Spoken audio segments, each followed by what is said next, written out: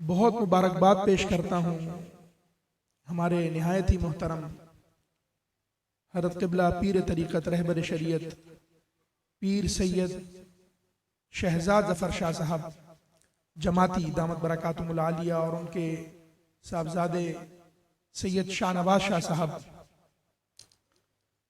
इतनी खूबसूरत महफिल सजाई है। और जब हम यहाँ हाजिर हुए हैं और इतना शानदार और पुरतपाक इस्तकबाल किया कि तबीयत सफ़र की वजह से मुस्तकिल असल में मेरे सफ़र चल रहे हैं। एक दिन पहले ये भी मैं समझता हूँ कि हुजूर मौला कायनात की बारगाह में ये मकबूल है ये प्रोग्राम। उसकी वजह यह है कि एक दिन पहले मैं नजफ़ अशरफ से हाजिर हुआ हूँ और वहाँ हाजिरी दी करबला मोहल्ला में, और एक दिन आराम किया है और दोबारा सफ़र शुरू करके यहाँ पर हाजिर हो गए हैं, सिर्फ हज़रत क़िबला शाह साहब की मोहब्बत और इनके खुलूस की वजह से। और ये हुजूर मेहरुल मिल्लत का एक करम और इनकी एक क्वालिटी है। ये बहुत कम लोगों में ये क्वालिटी होती है, और ख़ास कर जितनी बरादरियां लोग आपस में इकट्ठे हो जाते हैं, लेकिन अक्सर आपने नोट किया होगा सादात एक जगह इकट्ठे नहीं होते हैं। वो कहते हैं कि हर शख्स अपनी जात में एक अंजुमन है, लेकिन हुजूर क़िबला आलम का ये एक आप पर्सनैलिटी का कैरिज़मा कहें कि आप कसीर तादाद के अंदर सादात किराम को एक छत के नीचे जमा कर देते हैं और लोग इनकी जात के ऊपर मुत्तफ़िक़ भी हो जाते हैं। अज़ीज़ान मोहतरम, ज़्यादा लंबी गुफ्तगू तो नहीं करनी है, और इतने जो फाजिलीन यहाँ पर इस वक्त मौजूद हैं मुझसे पहले गुफ्तगू फरमा चुके हैं, और इस वक्त भी यहाँ पर मैं चेहरे देख रहा हूँ। हज़रत क़िबला सैयद सदाकत शाह साहब दामत बरकातुहुल आलिया जैसी शख्सियात वो दीगर यहाँ पर मौजूद हैं, तो इनके सामने इल्मी गुफ्तगू झाड़ना या कोई ऐसी बात करना, इसका तो मैं मुतहम्मिल नहीं हो सकता। सिर्फ चंद गुजारिशात जो आपकी खिदमत में मैं पेश करना चाहता हूँ। आज की जो कॉन्फ्रेंस है उसका जो उन्वान है वो किताब व इतरत कॉन्फ्रेंस रखा गया है। आखिर क्या वजूहात बनी कि अहले सुन्नत के ऊपर एक ऐसा कठिन दौर, एक ऐसा वक्त आया कि अहले सुन्नत का मिजाज हमेशा से सहाबा इकराम रिदवानुल्लाहि ताला अलैहिम अजमईन के हवाले से हमेशा ताज़ीम कर रहा है, उनसे मोहब्बत कर रहा है। लेकिन जो गालिब चीज अहले सुन्नत के अंदर रही है, शुरू से आप हमारे असलाफ को, बुजुर्गान दीन को उठाकर आप देख लें, वो जो गलबा रहा है वो मोहब्बत अहले बैत का रहा है। उसके अंदर चाहे जो भी अय्याम आते हों, मुहर्रम के अय्याम आते हों, मौला अली करमुल करीम के दिन आते हों, हज़रत सैयदा खातून जन्नत के हवाले से गुफ्तगू करते वक्त हमारे जो अकाबिर थे, ये मैंने सुना है और ये कॉल हम तक पहुंचा है कि हज़रत ख्वाजा कमरुद्दीन सियालवी रहमतुल्लाह ताला अलैह जब आप दर्स फरमाया करते थे, दिया करते थे, तो सैयदा खातून जन्नत का नाम आता तो फरमाते थे कि ठहर जाओ, जाओ दोबारा ताज़ा वजू करके आओ, फिर आपका नाम मुबारक लिया करते थे। ये क्या दौर आया अहले सुन्नत के ऊपर, क्यों इतनी मुश्किल वक्त आया कि आज हमको ये कॉन्फ्रेंसें करके बावर कराना पड़ रहा है। मैं जिस शहर से ताल्लुक रखता हूँ आप लोग बखूबी वाकिफ हैं। इस कौम को, क़िबला इस पूरी कौम को बाकायदा भिखारी बनाया जा रहा है। अब नई नई स्कीमें शुरू की जा रही हैं, सारा पेट का धंधा है, सब पैसे और माल बटोरने के तरीक़ेकार हैं। अहले बैत से दूर करने का भी बुनियादी मकसद यही है। एक छोटा सैयद बच्चा होता है, वो भी शादी होता है, उसका भी अदब होता है। वही इसका क्यों अदब कर रहे हो, हम घिस घिस कर थक गए, हम इतनी बड़ी बड़ी पगड़ियां पहनते हैं, कराकुरी पहनते हैं, हम इतने बड़े आलिम बन गए, फाजिल हो गए, तुम्हारा छोटा आ जाए शादी तो वो भी शादी है, तुम्हारे पास तो कोई पागल सैयद भी आ जाए तो उसको कहते हैं वो चल्ला शादी है, कहते हैं ना उसको। वहां ये क्यों अदब किया जा रहा है? तो फिर कहते हैं कि हम फलाने का करेंगे, फलाने का नहीं करेंगे। तो हमारा इंटरनेशनल काम है, इतने ममालिक में हमारा फैला हुआ है, इतने हजारों लाखों मुरीद हैं। मेरा आपको सिर्फ अर्ज करने का मकसद ये है कि ये कराकुरी टोपियां, बड़ी बड़ी पगड़ियां, बड़ी बड़ी दाढ़ियां, बड़े बड़े मुरीद, लाखों मुरीदों से अहले सुन्नत का इजमा नहीं होता है। अहले सुन्नत का इजमा वहां होता है जहां अली खड़ा होता है, अहले सुन्नत का इजमा वहां होता है जहां हुसैन खड़ा होता है।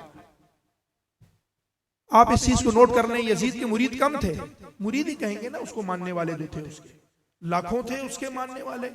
और एक, अगर आप किसी मुल्क में रहते हो या डेमोक्रेटिक कंट्री में आप रहते हो, अगर 51% वोट आपको मिल जाए और तो आप बन जाते हैं हाकिम। यजीद को पता है कि यार सारी उम्मत मुझे मान गई है, तकरीबन सब मेरे हाथ पर बैत कर चुके हैं, वो एक हुसैन के वोट के पीछे क्यों लगा हुआ था? उनको पता था कि सारी उम्मत का वोट एक तरफ, एक इमाम आली मकाम का वोट एक तरफ। इसी तरीके से आज जो उम्मत के अंदर इजमा अहले सुन्नत का करने की कोशिश की जा रही है, जिस इजमा के अंदर जमात अली ना हो वो कौन सा इजमा है? जिस इजमा में मेहरे अली ना हो वो इजमा क्या है? जिस इजमा के अंदर ये जो चेहरे यहां इस वक्त बैठे हुए हैं, इमाम हुसैन 72 नफूस के साथ पूरी उम्मत थे, चाहे उस तरफ 4000 का लश्कर हो या 10,000 का लश्कर हो। वो नमाजें भी पढ़ते थे, रोजे भी रखते थे, तिलावत कलाम भी करते थे, इधर भी नमाज होती थी उधर भी नमाज होती थी। लेकिन उम्मत का इजमा इन 72 नफूस को माना जाता है। जहां ये खड़े हैं ये पूरी उम्मत है। तुम इन सारे सादात को जितने आप खानवादे उठाकर देख लें, अल्हम्दुलिल्लाह मैं इस बात के ऊपर बड़ा मुतमईन होता हूं अल्हम्दुलिल्लाह कि ज्यादातर आप उठाकर देख लें, तकरीबन 99% जो सादात खानवादे हैं वो इस वक्त इस मौजू पे खड़े हुए हैं। आप इस चीज से परवाह ना करें कि ये है वो है, भाई पैसे का खेल है। अब तो बाकायदा कमीशन दी जाती है, आप स्टॉल लगाएं और आप पैसे लें, आपकी 18,000 रुपए तनख्वाह भी होगी, आपको पैसे भी दिए जाएंगे, आपको अच्छा ट्रेनिंग भी होगी। एक बंदे ने मुझे बताया कि मैं बड़ा बेरोजगार, बड़ा परेशान था, मुझे ऑफर हुई आपकी 2 दिन ट्रेनिंग दी जाएगी, 2 दिन में आपको पहले तरीका समझाया जाएगा, आपने लिबास कैसा पहनना है, हुलिया कैसा करना है, फिर उसके बाद आप एक स्टॉल खोलेंगे, 8 घंटे आपने स्पीकर लगाना है और वहां बैठ जाना है। फिर क्या हो रहा है भाई? फिर उससे तबलीग दीन हो रहा है। क्या तबलीग दीन हो रहा है? नासबियत फैलाई जा रही है, अहले बैत की दुश्मनी सिखाई जा रही है। तो ये मस्जिदें तो यजीद ने भी बनाई थी, उसने तो इस तरह के काम उसने भी किए थे। आप ये जो तबलीग कर रहे हैं, दीन की बात फैलाने की कोशिश कर रहे हैं, तो ये सारा का सारा ये बटोरने के चक्कर में है कि यार कहीं इन सादात की कोई हमारी तंजीम को खा ना जाए, कोई सैयद आकर हमारी तंजीम को हड़प ना कर जाए, सिर्फ अपनी तंजीम और अपनी रोजी रोटी बचाने के लिए इस वक्त ये उम्मत के अंदर इंतशार और ये इफ्तराक फैलाया जा रहा है अल्हम्दुलिल्लाह। लेकिन जिस तरीके से आपने देखा अभी एक मामूली सी बात के ऊपर हमारे अकीदे के पासबान ऐसे हैं कि आप 2 मिनट भी इंतजार नहीं फरमाया और खड़े होकर आपने अपने अकीदे का बरमला इजहार फरमाया कि हमारा अकीदा क्या है, हमारा कलिमा क्या है। तो जब इतनी सी बात के ऊपर इजहार कर देंगे तो सैयदा खातून जन्नत की नामूस पर बात आएगी तो नहीं बोलेंगे। ये सुन्नियत नहीं है, सुन्नियत कहते ही इसको है भाई। हम तो हज़रत अबू बकर सिद्दीक रज़ियल्लाहु अन्हु की बात करते हो, तुम्हें बताएं सिद्दीक अकबर कौन है? हमारे मुर्शिद हैं, हम उनको अपना मुर्शिद मानते हैं। मैं तो जब जाता हूँ सरकार की बारगाह में सलाम पेश करने के बाद एक खास वक्त निकाल कर हज़रत सैयदना अबू बकर सिद्दीक की बारगाह में सलाम पेश करता हूँ, फिर हज़रत उमर फारूक की बारगाह में सलाम पेश करता हूँ। तुम्हें बताएं कि हमारा क्या अकीदा है, क्या अकीदा नहीं है। उम्मत तो यहाँ खड़ी होती है और अबू बकर, तुम कौन से अबू बकर को मानते हो? वो तो आकर सैयदा खातून जन्नत को फरमा रहे हैं कि ए नबी के घर वालों, मैंने इसलिए अपनी सरदारी छोड़ दी, अपना सब कुछ छोड़ दिया, कारोबार छोड़ दिया और हुजूर अलैहिस्सलातु वस्सलाम के साथ हिजरत कर दी कि अल्लाह राजी हो जाए और अल्लाह का रसूल राजी हो जाए, और ए नबी के घर वालों इसलिए किया कि तुम राजी हो जाओ। तो हज़रत अबू बकर सिद्दीक तो बुखारी शरीफ की हदीस है, और अबू मोहम्मद फी अली, तो आप हम दोनों अबू बकर सिद्दीक की बारगाह में खड़े होकर सलाम पेश करते हैं कि जिनको हज़रत उमर फारूक को फरमाए इमाम हुसैन इंजिल में मिंबर, उतरो इस मिंबर से नीचे, तो आप नीचे उतर कर ये नहीं फरमाते हैं कि मैं खलीफा वक्त हूं और आपने ये क्या बात कह दी है, चलो बच्चे ने ये बात कह दी है, उठाकर अपना इमामा उतार कर फरमाते हैं कि उमर के सर पे बाल भी आपकी नाना की वजह से। ये खुलफाए राशिदीन, हम इन साहबा को मानते हैं तुम्हारे जहन के अंदर। और मैं ये भी बता दूं आपको, इनको सहाबा इकराम रिदवानुल्लाहि ताला अलैहिम अजमईन से कोई लगाव हमदर्दी नहीं, ये भी आप जहन से निकाल दें। इनको कोई मोहब्बत नहीं जागी, इनको बुग़्ज़ अली है। असल में जिस तरीके से आपने देखा एक कौम पैदा हुई, उन्होंने तौहीद तौहीद तौहीद, जब हम हुजूर अलैहिस्सलाम का मिलाद मनाएं, अजमत बयान करें, आपकी शान रिफ़ात मकाम, आपकी नालैन पाक का अदब करें, आपके मुंह मुबारक का अदब करें, तो फौरन एक कौम नाजिल हो जाती है जो हुजूर की ताज़ीम बर्दाश्त नहीं करती। वो हवा किस चीज को बनाती है? तौहीद। शिर्क हो गया, शिर्क हो गया, शिर्क। उनको भी पता है कि मुसलमान के बच्चे को भी कुल हुवल्लाहु अहद आती है, कोई किसी को माबूद नहीं मानता सिवाय अल्लाह तबारक व तआला के, सब बच्चे बच्चे को पता है। उन्होंने ढाल बनाया तौहीद को और रोकना मकसद था हुजूर की ताजीम को। इसी तरीके से एक कौम पैदा हो गई है, उनको पता है कि उनको सहाबा के कोई सगे नहीं लगते हो, उनको बुग़्ज़ है मौला अली का, ढाल बनाया हुआ है सहाबा किराम को। ये सहाबा को नहीं मानते, सहाबा को नहीं मानते, हम सहाबा को नहीं मानते या तुम नहीं मानते सहाबा किराम को? हम तो सहाबा किराम, हमसे ज्यादा और कौन मानेगा सहाबा किराम रज़वानुल्लाहि तआला अलैहिम अजमईन को।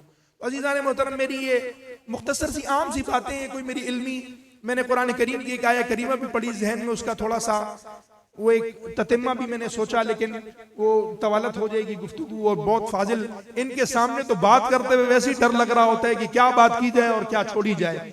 तो अल्हम्दुलिल्लाह ये जो कॉन्फ्रेंसें इस वक्त यहाँ मुनक्किद हो रही हैं, तो अल्हम्दुलिल्लाह ये आवाम को पता चलता जा रहा है कि हुजूर अलैहिस्सलाम ने फरमाया ना, इन्नी तारिकु फीकुम मुस्तक़लैन, मैं तुम्हारे दरमियान दो भारी चीजें छोड़कर जा रहा हूँ। तो यहाँ पर अल्हम्दुलिल्लाह मुझे शाह साहब ने बताया कि 200 बच्चे इस वक्त यहाँ मदरसा कायम है, तुलबा हैं, कुरान करीम, हिफ्ज़, नाज़रा, तजवीद, दरस निज़ामी वगैरह भी पढ़ रहे हैं, साथ साथ कुरान भी सिखा रहे हैं और साथ साथ अहले बैत की मोहब्बत भी सिखा रहे हैं। मालिक करीम इन आस्थानों को हमेशा कायम व दायम रखे, इन अकाबिरीन अहले सुन्नत का साया हमारे सरों पर कायम व दायम फरमाए। वमा अलैहि